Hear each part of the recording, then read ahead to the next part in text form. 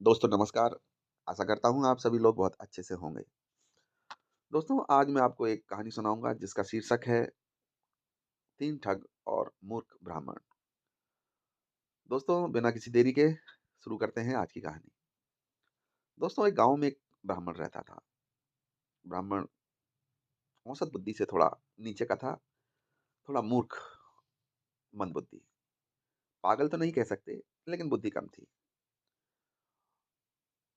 पूजा पाठ करवाता, लोगों के यहाँ निमंत्रण में जाता, तो उसे दान दक्षिणा भी मिलती। जैसे-तैसे गुज़र-बसर हो रहा था। क्योंकि बुद्धि कम थी, मूर्ख था, तो पूजा पाठ के लिए भी जब कोई ना मिलता, तभी उसको बुलाते थे। इसलिए बहुत ज़्यादा आर्थिक स्थिति भी ठीक ना थी, लेकिन गुज़ारा चल रहा था। एक दिन इसी प्रकार उसको एक धार्मिक आयोजन में पास के गाँव में बुलाया गया। तो पास के गाँव में गया, वहाँ धार्मिक आयोजन की समाप्ति के बाद उसको दक्षिणा स्वरूप एक बकरी मिली। उस बकरी को बड़े मज़े से हाथ में उसकी रस्सी को थाम के वो अपने गाँव के लिए चल दिया। रास्ते में थोड़ा एकांत रास्ता था, क्योंकि एक गाँव से दूसरे गाँव जाना था, हल्का-सा जंगल भी था। उसी रास्ते में 3 ठग रहते थे। वो आते-जाते लोगों को अपनी चतुराई से, अपनी धृष्टता या धूर्तता से ठग लेते थे। जैसे ही उन्होंने उस ब्राह्मण को बकरी के साथ देखा, तो इन तीनों ने आपस में मंत्रणा की, क्यों ना इसकी बकरी को ले लिया जाए। तो तीनों ठग आपस में ये निर्णय करते हैं कि चलते हैं और इससे छीन लेते हैं बकरी को, क्या कर लेगा, जंगल का रास्ता है। तभी दूसरे ठग ने कहा कि अरे! हम छीना-झपटी करेंगे, कहीं चिल्लाने लगा, रोने लगा, चीखने लगा, भीड़ इकट्ठी हो गई, फालतू में झंझट हो जाएगा।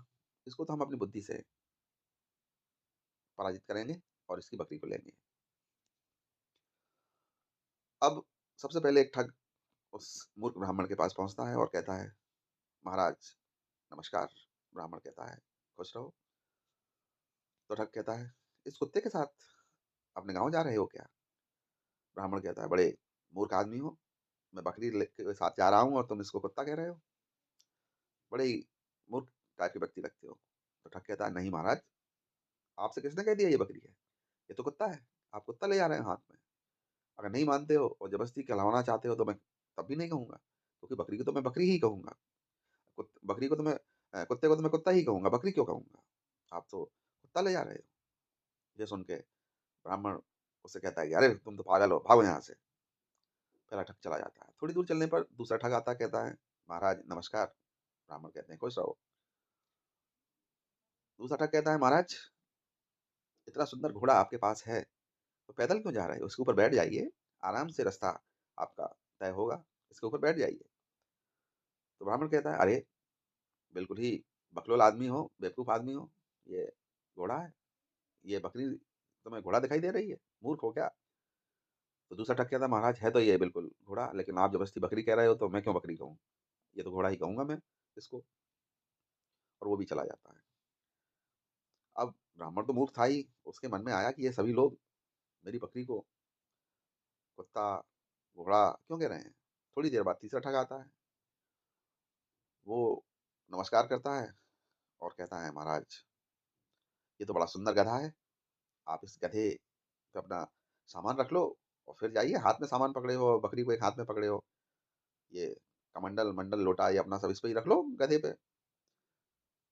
ब्राह्मण कहते हैं, "अरे तुम पागल हो क्या? ये गधा दिखाई दे रहा है, ये तो बकरी है।"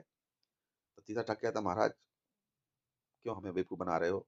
ज़रूर हम सीधे-साधे लोग हैं, लेकिन आप तो इस गधे के साथ जा रहे हो, इस गधे को मैं कैसे बकरी कह दूँ?" ये सुन के ये कह बात इतनी बात हो के वो व्यक्ति भी आगे बढ़ जाता है, वो ठग आगे बढ़ जाता है। अब मूर्ख ब्राह्मण को एक शंका होती है कि कोई इसे कुत्ता कह रहा है, कोई इसे घोड़ा कह रहा है, कोई गधा कह रहा है, या बकरी है कि कोई पिशाचिनी है? कहीं ऐसा तो नहीं है ये समय-समय पर भेष बदल रही हो? तो वो कहते हैं कि इसको छोड़ देना ज़्यादा बेहतर है। तो वो ब्राह्मण चूँकि मूर्ख ही था, तो उस बकरी को छोड़ के तेज़ी से दौड़ लगा देता है और वहाँ से तेज़ दौड़ लगाता हुआ आगे बढ़ जाता है। अब तीनों ठग बड़े आराम से उस बकरी को अपने कब्ज़े में लेते हैं और हँसते हुए वहाँ से आगे बढ़ जाते हैं। दोस्तों कहानी यहीं समाप्त हो जाती है।